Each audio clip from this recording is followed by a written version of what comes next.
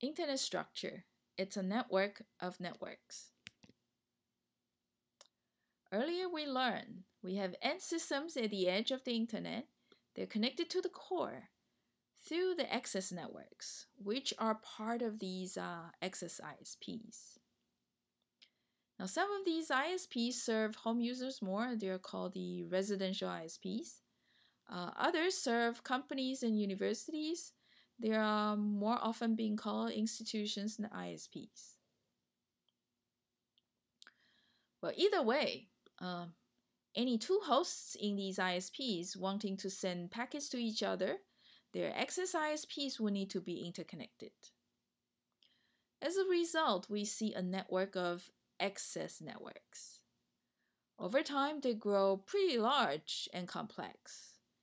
And much of these growth is driven by the economics, and some of it driven by governmental or business policies. In the next few slides, what you'll be seeing is essentially the evolution of the internet.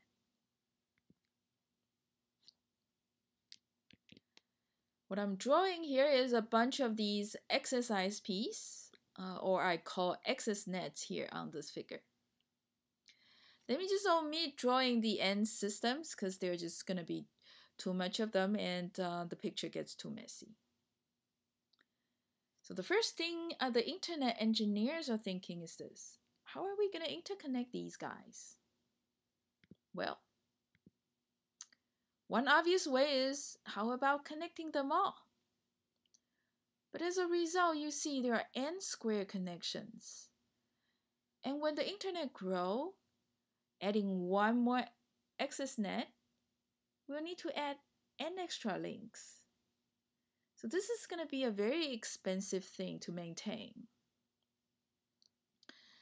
And so internet engineers go with the other extreme. Everyone connects to one global ISP in the middle. So data come here, and the global ISP transits the data for the access net to the destination. Similarly, here.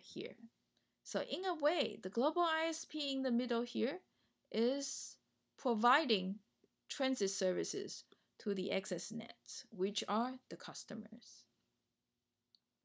Now, as the internet grows, as the number of these access nets grow, then there will be more paying for the transit services. Gradually, the global ISP will begin to see profit. And when business is profitable, you see competitors.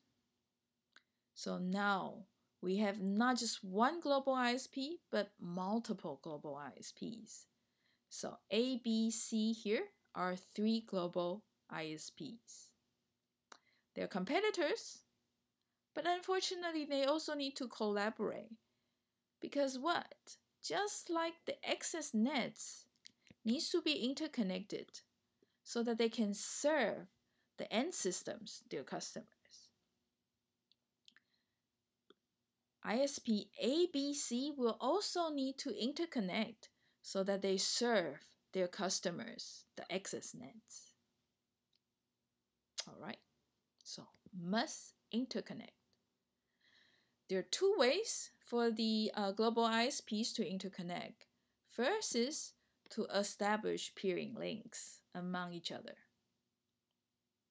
The other is to connect through these IXPs, Internet Exchange Points.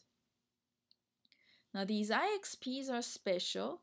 They're typically set up by government fund or by the nonprofit organizations because it's kind of important that we have these, third company there maintaining the basic operation of the internet to avoid companies, commercial companies, to dominate. So that's pretty much the structure of the internet for a long time. But over time, we see more. So local communities such as this guy and this guy here can also grow. When there's enough number of these access nets around, we begin to see regional ISPs showed up. What these regional ISP is doing is this: offering lower price internet access to the access nets and try to negotiate internet access with the global ISP with a lower price. So hopefully the regional net here finds a margin of profit.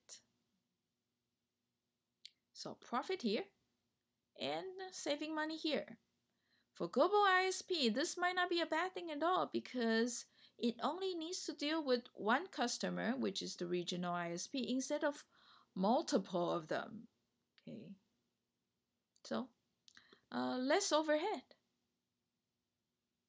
And this structure has been there for a long time until about a decade ago.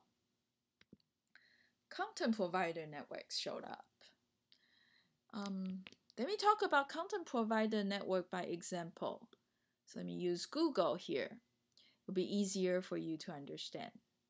So Google established these data centers worldwide. Okay. What they do is to go to access networks locally where the data centers are, and then ask to connect to the access network, their data center. Now, the number of machines they are maintaining there at their data center and the connections they are buying from the local ISP are actually comparable to the global ISP here. The entire infrastructure there at the content provider network is just as big as the global ISPs in the middle. But what's a bit odd is this.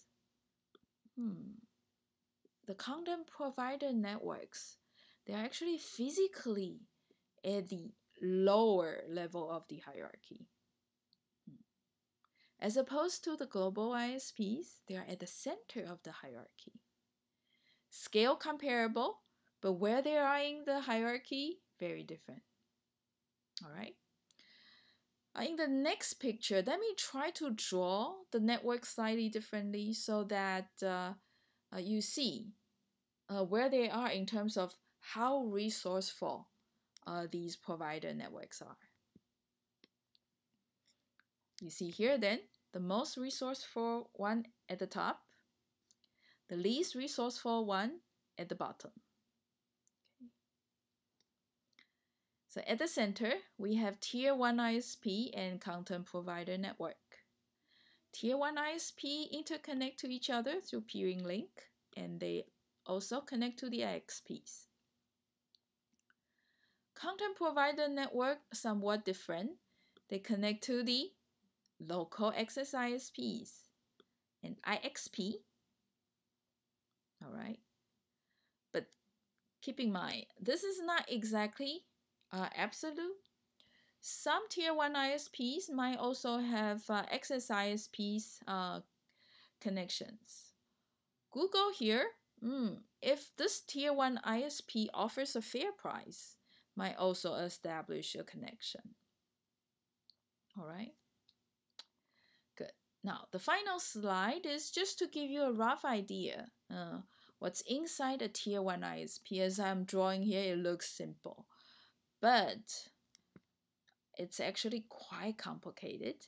This is Sprint's backbone. Sprint is one of the major operators in the US. It's also a Tier 1 ISP.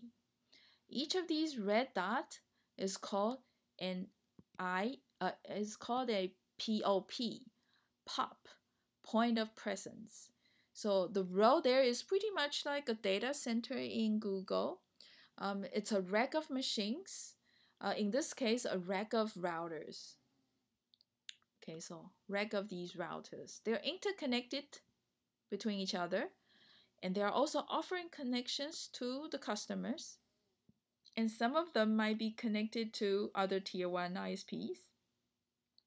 And these links are to go further up into the backbone, in the hierarchy of the backbone in Sprint's network.